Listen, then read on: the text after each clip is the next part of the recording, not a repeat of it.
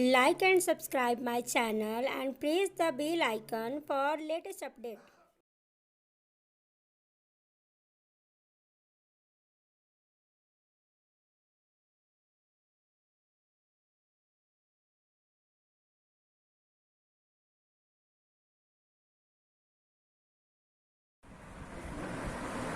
Good morning friends, संकल्प educational YouTube किनारे के यूट्यूब चैनल में आप सभी का स्वागत है।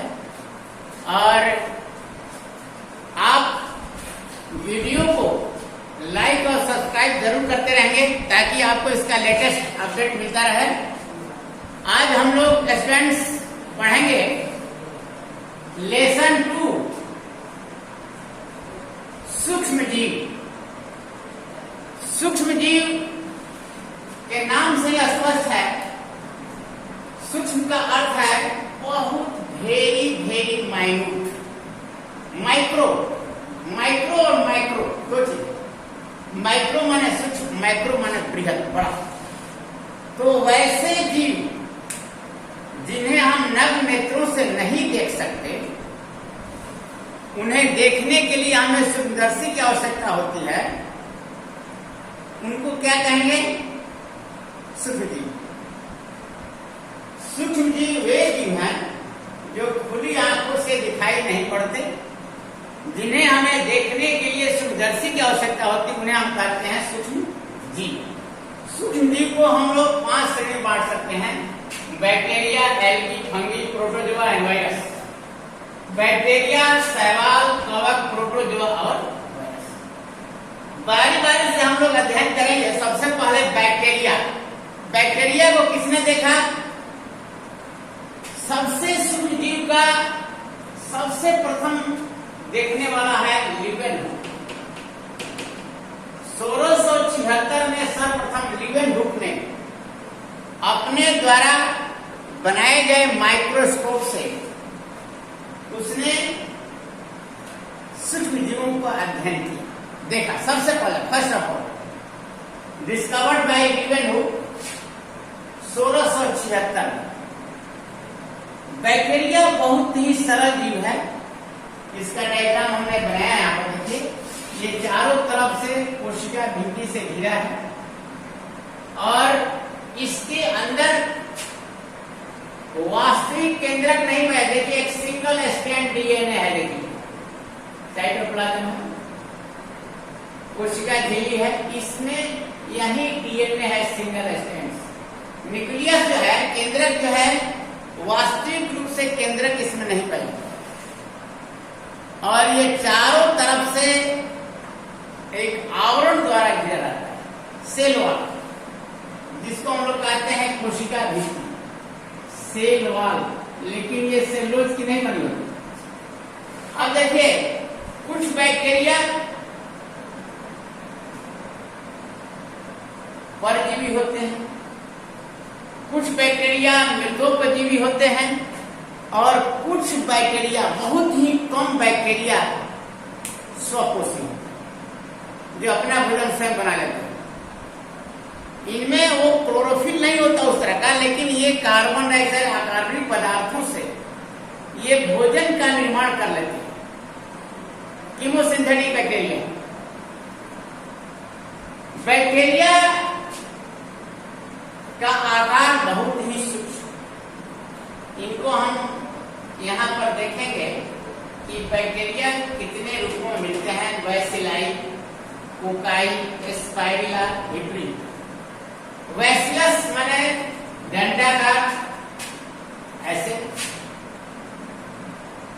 कोकाई मीन्स ऐसे गोलाकार, स्पाइरली मीन्स ऐसे स्पाइरली, और विब्रियो मीन्स ऐसे ऐसे। कॉमा के साथ विब्रियो ये दंडाकार है, ये गोलाकार स्फेरिकल है, जैसे माइक्रोकोकस, लैक्टोबैसिलस या बैसिलस कोलाई। एग्जाम्पल है बैसिलाई का। इन रूपों में ये बैक्टीरिया पाए जाते हैं, जैसे माइकोबैक्टीरियम ट्यूबरकुलोसिस, जिससे टीबी होता है, तो कोकस, कोकाई ये स्फेरिकल होते हैं, गोला गोला आकार के। स्पाइरली जैसे ये स्पाइरली, और वीब्रियो जैसे कॉमा है, जैसे हम लोग कॉमा लिखते हैं, इस तरह से ये आकार में मिलते हैं। एग्जाम्पल में यहां पर हमने लिखा है, देखिए, बैसिलस कोलाई, माइकोबैक्टीरियम, ये लैक्टोबैसिलस, इसको आप जानते हैं, बहुत इंपॉर्टेंट है, दूध से दही जमता है। माइक्रोकोकस स्पाइरम और विब्रियो कॉलम। बैक्टीरिया हर जगह मिलता है, ध्यान दीजिएगा। इसकी कंडीशन ऐसी है कि यह कहीं भी पाया जा सकता है, बहुत ठंडे जगह पर भी मिलता है, बहुत हॉट प्लेसेस में भी रह सकता है। इसका बॉडी इतना सिंपल है, इतना साधारण है कि यह किसी भी वातावरण में रहने में ये सक्षम है। ये प्रजनन करता है अलैंगिक विधियों द्वारा, बहुत अधिक संख्या में, बिल्कुल इसके द्वारा बाउंड्री फिजन या मल्टीपल। बाउंड्री फिजन माने द्विखंडन या बहुखंडन, मल्टीपल प्रजनन होता है, प्रजनन करता है, प्रजनन रिप्रोडक्शन, द्विविभाजन या बहुविभाजन, अधिकतर बहुविभाजन द्वारा अपनी संख्या बहुत अधिक वृद्धि कर लेता है। यानी अलैंगिक प्रजनन ये बहुत अधिक संख्या में अपनी वृद्धि करना अलैंगिक प्रजनन द्वारा भी करता है। कुछ लैंगिक प्रजनन भी होते हैं, कुछ प्रजातियों में बैक्टीरिया जो है लैंगिक प्रजनन करता है, लेकिन मूल रूप से इसमें अलैंगिक प्रजनन होता है। और उचित तापक्रम करीब 30 डिग्री से 37 डिग्री सेल्सियस पर भोजन उचित मात्रा में मिल रहा है तो बैक्टीरिया अलैंगिक प्रजनन, मुकुलन, द्विविभाजन, बहुविभाजन द्वारा अनुकूल परिस्थितियों में करता है। इस पर ध्यान देंगे। अनुकूल परिस्थितियों में यह अलैंगिक विधि द्वारा, जैसे मुकुलन, द्विविभाजन, बहुविभाजन द्वारा ये करता है। एक वैज्ञानिक ने इसके परीक्षण के लिए, उसका नाम था ग्राम, याद रखिए, ग्राम नामक वैज्ञानिक ने बैक्टीरिया के अध्ययन के लिए उसको एक अभिरंजन तकनीक बनाया, रंगने का टेक्निक। इसके अनुसार बैक्टीरिया को 2 श्रेणी में बांटा गया, पॉजिटिव ग्राम धनात्मक और ग्राम ऋणात्मक। ग्राम धनात्मक और ग्राम ऋणात्मक, जिनमें स्टेनिंग हो जाता है उसको ग्राम धनात्मक, जिसमें स्टेनिंग नहीं हो रहा है उसको ऋणात्मक, ग्राम ऋणात्मक। अभिरंजन यानी रंगना एक तकनीक है जो स्टेनिंग को ग्रहण कर लेता है, रंग को ग्रहण कर लेता है। ग्रहण कर लिया जो ग्राम धनात्मक है, और जो ग्रहण नहीं करते हैं उसको क्या कहेंगे, ग्राम ऋणात्मक। इस आधार पर ग्राम ऋणात्मक और ग्राम धनात्मक 2 प्रकार के बैक्टीरिया का श्रेणी बन गया। आप जानते हैं बैक्टीरिया में इशर्चिया कोलाई, एक ई कोलाई है, स्पाइरम है, ये सभी ग्राम धनात्मक है, याद रखना। इशर्चिया कोलाई, ई कोलाई, ये स्पाइरम, ये सब क्या है, ग्राम धनात्मक। ये सभी ग्राम धनात्मक है। और स्टेप्टोकोकस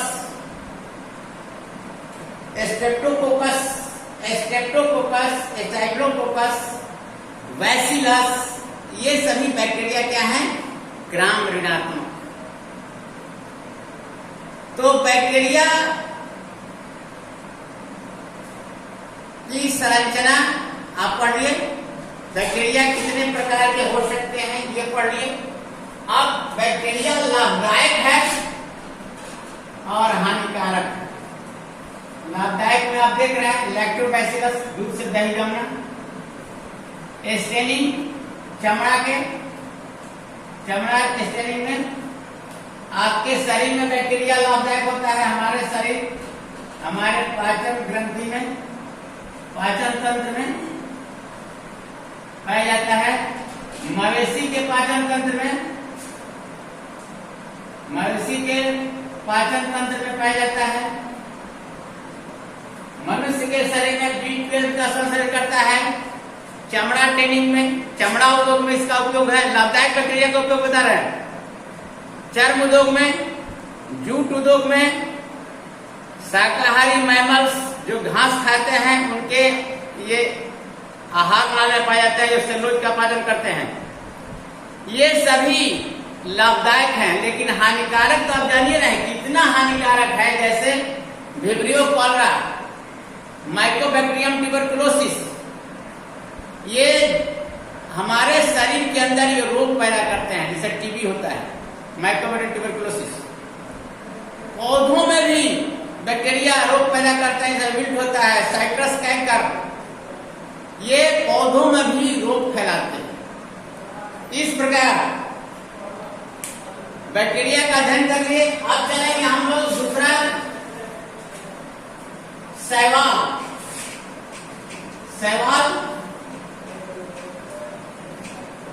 शैवाल आप देख रहे हैं, जो तालाबों में हरे हरे धागे के सदृश रचनाएं मिलती है उसको क्या कहेंगे? शैवाल। शैवाल में खूबी है कि एक कोषीय भी हो सकते हैं और शैवाल क्या हो सकते हैं? एक कोषीय और बहुकोषीय भी हो सकते हैं। शैवाल एक कोषीय और बहुकोषीय, जैसे क्लेमाइडोमोनास। क्लेमाइडोमोनास क्या है? एक कोषीय शैवाल। लेकिन स्पाइरोगैरा जिसको हम लोग कहते हैं, स्पाइरोगैरा क्या है? ये है बहुकोषीय। तो शैवाल में खूबी है कि ये दिखाई भी पड़ रहा है, जैसे यार इस तरह से इसमें ऐसे रचना है। ये है आपका क्लोरोप्लास्ट, इसमें न्यूक्लियस है। स्पाइरोगैरा, क्लेमाइडोमोनास। तो क्लेमाइडोमोनास नहीं बहुकोषीय है, लेकिन क्लेमाइडोमोनास कैसा होता है? क्लेमाइडोमोनास ये एक कोषीय है, एक कोषीय जीव। लेकिन इनमें क्या पाया जाता है? मूल रूप से क्लोरोप्लास्ट, जिसके कारण ये हरा होता है। हरे शैवाल, ग्रीन एल्गी जिनको कहते हैं हरे शैवाल, इनमें क्लोरोप्लास्ट पाया जाता है, जिसके कारण ये अपना भोजन स्वयं, ये भी बहुत जो सूक्ष्म होते हैं, इसको बैक्टीरिया के शरीर में साइनोबैक्टीरिया भी कहते हैं। जैसे क्लेमाइडोमोनास इतने सूक्ष्म होते हैं कि वे दिखाई नहीं पड़ते। लेकिन कुछ स्पाइरोगैरा है, म्यूकस है, फ्यूकस है और वाल्वोक्स है जो समूह में रहता है। तो इस तरह से आप देखेंगे कि ये सभी सूक्ष्म जीव भी हैं और कुछ इसमें होते हैं जो आपको दिखाई पड़ते हैं बाहर से भी, हम उसको देख सकते हैं। स्पाइरोगैरा कहीं कहीं खाने के भी काम में आते हैं, समुद्र में पाए जाते हैं बहुत ज्यादा कहीं, जिसको हम लोग कहते हैं शैवाल, ये खाने के भी काम आते हैं। इसके बाद हम लोग चलेंगे तीसरा, थर्ड, कवक। कवक क्या है? ये पौधा ऐसा है जिसमें क्लोरोफिल नहीं पाया जाता, फंगी। ये क्लोरोफिल नहीं है, इसमें क्लोरोफिल एब्सेंट है।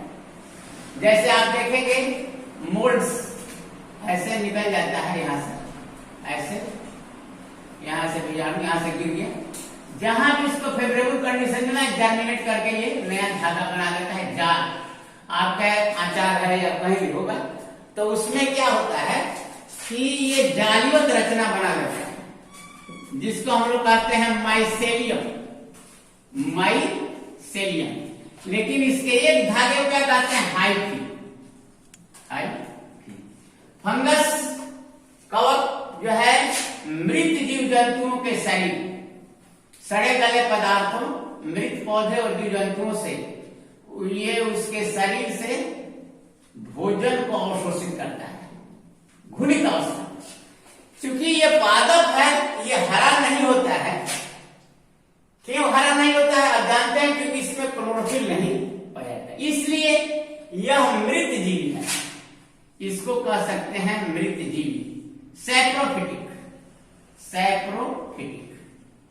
क्योंकि यह सड़े गले पदार्थों, मृत जीव जंतुओं के शरीर से अपना भोजन एब्जॉर्ब करता है।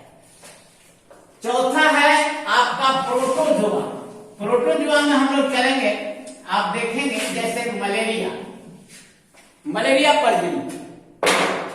प्रोटोजोआ जैसे कुछ स्वतंत्र जीवी है, जैसे अमीबा है, ये भी प्रोटोजोआ है, पानी में पाया जाता है, केंद्रक है, ये स्वतंत्र जीवी है। लेकिन कुछ प्रोटोजोआ ऐसे होते हैं कुछ जो एनिमल के शरीर के अंदर, जैसे लीवर पर आक्रमण कर लेते हैं, लीवर सेल पर अटैक कर देते हैं, जैसे मलेरिया का जो ये प्रोटोजोआ है, इसका नाम है प्लाज्मोडियम। ये कैसे पहुंचता है मनुष्य के अंदर, जब कोई मच्छर मनुष्य का रक्त चूसती है तो उसके साथ उसके लार में रहता है, वो उसके मनुष्य के अंदर प्रवेश कर जाता है और ये लीवर सेल पर आक्रमण कर देता है। प्रोटोजोआ एक कोशीय प्राणी है, यह अपने सुरक्षा के लिए चारों तरफ शिष्ट भी बना लेता है, शिष्ट कहते हैं अमीबा प्राणी। इसके अंदर ये सुरक्षित रहता है। जब तालाब का पानी सूख जाता है तो क्या करता है, ये अपने चारों तरफ शिष्ट बना लेता है, कड़ा आवरण। जब पानी आती है तो एक शिष्ट पड़ जाती है और इसमें का जंतु बाहर, इसमें अलैंगिक और लैंगिक दोनों तरफ से प्रजनन होता है। इस प्रकार यह भी अपना जीवन या तो स्वतंत्र रूप से या दूसरे जंतु के शरीर के अंदर या बाहर रह करके परजीवी के रूप में यह भोजन ग्रहण करता है। प्रोटोजोआ बहुत हैं। प्रोटोजोआ ऐसे हैं जो हानिकारक प्रोटोजोआ होते हैं, ये जीवों के शरीर में उनसे अपना भोजन ग्रहण करते हैं। नेक्स्ट है वायरस, जो सबसे खतरनाक होता है। वायरस को जंतु वैज्ञानिक इसको न जंतु मानते हैं, न जीव मानते हैं, न सजीव मानते हैं, न निर्जीव। चूंकि इन बिटवीन बीच, क्योंकि ऐसे ही रहेगा तो बिल्कुल नॉन लिविंग की तरह, नॉन लिविंग, निर्जीव की तरह, निर्जीव। लेकिन जब भी ये सजीव कोशिका पर पहुंचता है, क्योंकि इसका जो शरीर का जो स्ट्रक्चर है कुछ नहीं है इसके शरीर में, केवल एक सिंपल डीएनए है, दैट इज डीएनए। ये डीएनए जो है ना, इसमें कोई ऑर्गन्स है, कोई ऑर्गेनल्स नहीं है। तो जब तक से इसको कोशिका नहीं मिलती है तब तक से ये फंक्शन करता ही नहीं, कोई फंक्शन नहीं होता, नॉन लिविंग, बिल्कुल नॉन लिविंग जैसा रहता है। लेकिन ये इतना सूक्ष्म है कि बैक्टीरिया पर भी आक्रमण कर देता है। उसको कहते हैं बैक्टीरिया भोजी, यानी जीवाणु भोजी, जीवाणु भोजी, बैक्टीरियोफाज इसको अंग्रेजी में कहते हैं, बैक्टीरियोफाज मैंने बैक्टीरिया को खा जाता है। सोचिए इतना सूक्ष्म है, क्योंकि आप जानते हैं कि बैक्टीरिया तो सूक्ष्म है, लेकिन बैक्टीरिया के कोशिकाओं पर भी आक्रमण कर देता है और बैक्टीरिया को खा जाता है, इंगल्फ कर जाता है। इसे कहते हैं जीवाणु भोजी, जीवाणु भोजी। आप देखिए वायरस जो है ये सूक्ष्म जीव को, पहले इसको सूक्ष्म जीव के रूप में रखा ही नहीं गया था, क्योंकि लोग इसको निर्जीव मानते थे ये सजीव है, ये नहीं है। ये जीव जो है बिल्कुल निर्जीव की तरह है।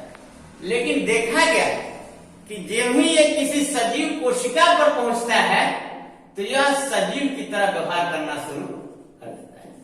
अब देखिए, जितने भी वायरस हैं ये इतने खतरनाक होते हैं। जैसे आपका मम्स है, मम्स, इन्फ्लुएंजा, ये जो रोग होता है इनके द्वारा जब ये आपके शरीर में प्रवेश करते हैं तो ये बहुत जल्दी मल्टीप्लाई करते हैं, इनकी संख्या बहुत जल्दी बढ़ जाती है। तो उस स्थिति में ये इतनी संख्या ही बढ़ जाता है, जहां भी प्रवेश करते हैं वह क्या करता है कि पूरे बॉडी के अंदर फैल जाता है, पूरे आपके सिस्टम को अफेक्ट करना शुरू कर देता है। धीरे धीरे हर कोशिकाओं पर आक्रमण इसका होना शुरू होता है, जिससे क्या होता है कि वह जीव इस वायरस के चलते उसकी सारी गतिविधियां धीरे धीरे ब्लॉक करने लगती है। सारी गतिविधियां, जितना उसका बायोलॉजिकल प्रोसेसेस है, सब धीरे धीरे रुकना शुरू कर देता है और अंततोगत्वा उस व्यक्ति की मृत्यु हो जाती है। तो इस प्रकार वायरस जो है ये बहुत ही खतरनाक सूक्ष्मजीव है, सबसे खतरनाक। अब जितने भी ये प्रोटोजोआ हैं, बैक्टीरिया है, शैवाल है, कवक है, ये सभी हमारे भोजन को दुर्गंधित कर देते हैं। भोजन जहां हम रखते हैं तो देखते हैं कुछ देर के बाद क्या हो जाता है, उसका फाउल स्मेल आने लगता है, दुर्गंध आने लगता है। तो खाद्य का परिरक्षण करने के लिए हमको ध्यान देना होगा कि पहला नंबर तो हम टेम्परेचर डाउन करके रखेंगे। टेम्परेचर, जैसे दूध रखना है उसको कहते हैं पाश्चरीकरण। इसमें करीब 70 डिग्री सेल्सियस पर दूध को इकाई गर्म करके और फिर उसको ठंडा कर देंगे। जब ठंडा कर देंगे तो बैक्टीरिया जितने हैं सब खत्म हो जाएंगे। तो इस क्रिया को कहते हैं पाश्चरीकरण। लो टेम्परेचर, जैसे हम लोग रखते हैं फ्रिज में, वहां पर टेम्परेचर लो हो जाता है ताकि ये बैक्टीरिया ग्रो नहीं करते हैं। इसके साथ साथ साल्टिंग करना, नमक साल्टिंग, जैसे हम लोग क्या करते हैं, अचार वगैरह लगाते हैं तो उसमें नमक का प्रयोग करते हैं। फिर हम लोग क्या करते हैं, जेली बना कर करके या ये कोई भी चीनी का सीरा बना कर करके मुरब्बा बनाते हैं। ये किसी तरह से पानी उसमें से निकाल देना, मॉइस्चर को कम कर देना, ताकि जिससे क्या होगा कि मॉइस्चर नहीं मिलेगा तो ग्रो नहीं करेगा। मॉइस्चर कम कर देना ताकि उससे ग्रोथ ना हो उसका। कुछ टेम्परेचर बढ़ा करके, टेम्परेचर बढ़ाने का मतलब क्या है, खूब सूर्य के प्रकाश में रख देंगे, एयर टाइट कंटेनर में रख देंगे, एयर टाइट कंटेनर बंद, डिब्बा में वैक्यूम बना देंगे। जैसे आजकल देखते हैं चिप्स वगैरह आ रहा है, तो चिप्स आ रहा है तो क्या हो रहा है, उसमें नाइट्रोजन भरा रहता है, ध्यान दीजिएगा, क्योंकि ऑक्सीजन क्या करेगा, भोजन से तुरंत ऑक्सीकृत कर देता है, उसको खराब कर देता है। तो वहां पर क्या भरा रहता है, N2 नाइट्रोजन, पैकिंग कर देते हैं, उसमें से एयर निकाल कर करके और वहां पर नाइट्रोजन। कुछ भोजन को परिरक्षण करने के लिए अल्ट्रा वायलेट रेज, ताकि उसमें जो भी बैक्टीरिया वगैरह है वो सब समाप्त हो जाए, खत्म हो जाए, ताकि भोजन दुर्गंधित ना हो, भोजन में फाउल स्मेल ना आए, भोजन खराब ना हो, खाने योग्य रहे।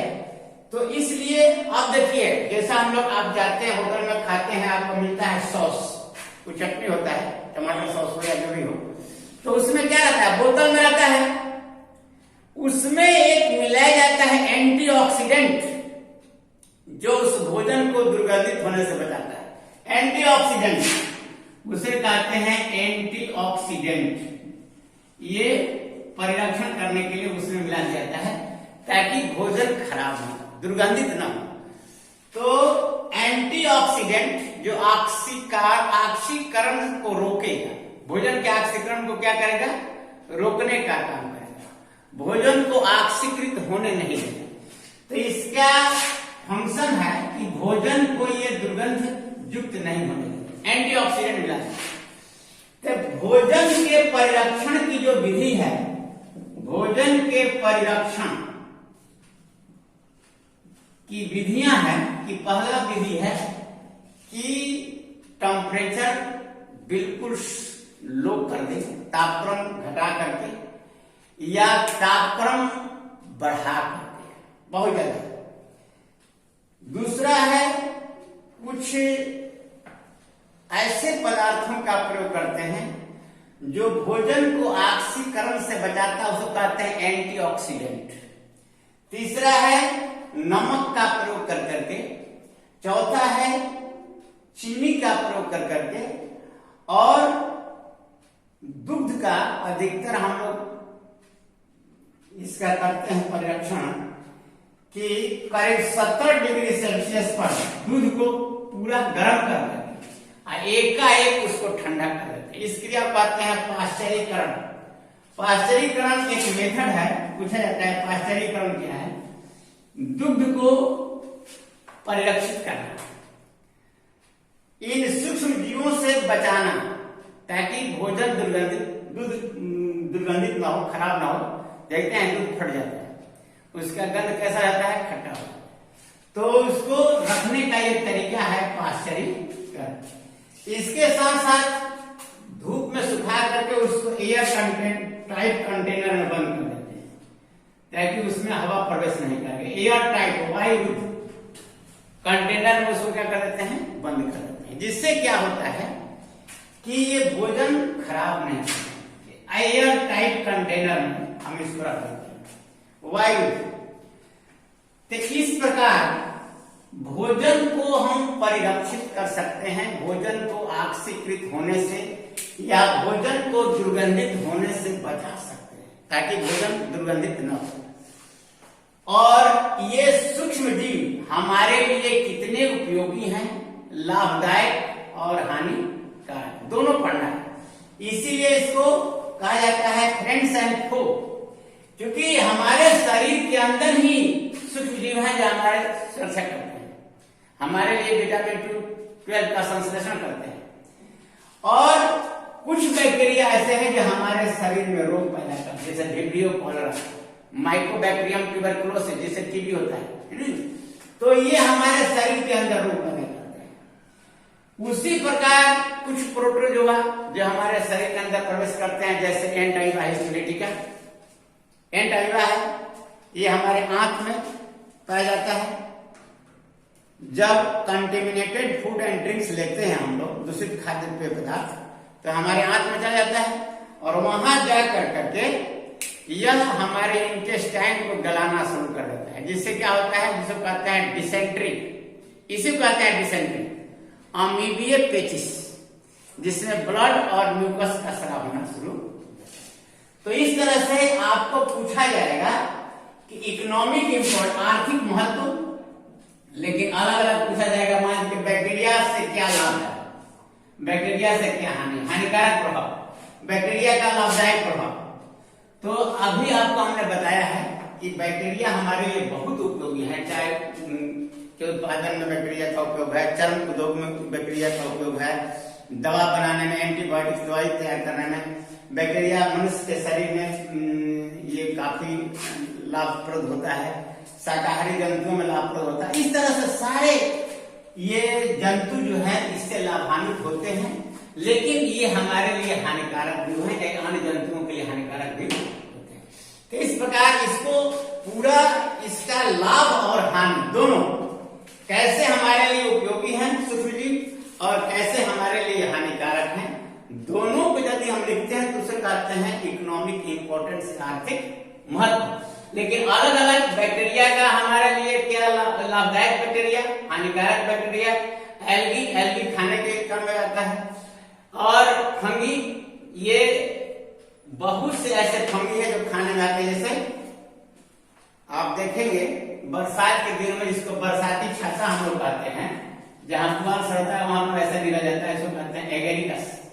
ये कुकुरमुत्ता ये खाया जाता है, इसको कहते हैं मशरूम, यही मशरूम है। हालांकि और फंगस बहुत खतरनाक होते हैं, लेकिन ये खाने के काम में आता है। इसको कहते हैं मशरूम, बहुत ठंडे जगह पर इसको, क्योंकि सड़ी गले पदार्थों से भोजन लेता है। और ये प्रोटोजोआ जो हमारे लिए बहुत ही कुछ स्वतंत्र जीवी होते हैं, वो तो ठीक है, लेकिन कुछ परजीवी होते हैं जो हमारे शरीर के अंदर रोग पैदा करते हैं। और वायरस में इतना खराब है, जैसे गलफुली, मम्स, या इसको कहते हैं पोलियो, इन्फ्लुएंजा, ये सभी वायरस के द्वारा ही होने वाले रोग हैं जो काफी खतरनाक होते हैं। और इसके साथ साथ इसमें आपने पढ़ा खाद्य का कैसे परिरक्षण, खाद्य को कैसे परिरक्षण करते हैं ताकि भोजन दुर्गंधित न हो। इस तरह से आपका सूक्ष्म जीव, ये दूसरा चैप्टर ये समाप्त हो गया। इसको अच्छी तरह से आप देखेंगे और इस तरह से सूक्ष्म जीव का जितना क्वेश्चन है, यदि आपको कहीं से डाउट होगा तो आप इसका कमेंट भी कर सकते हैं। That's all.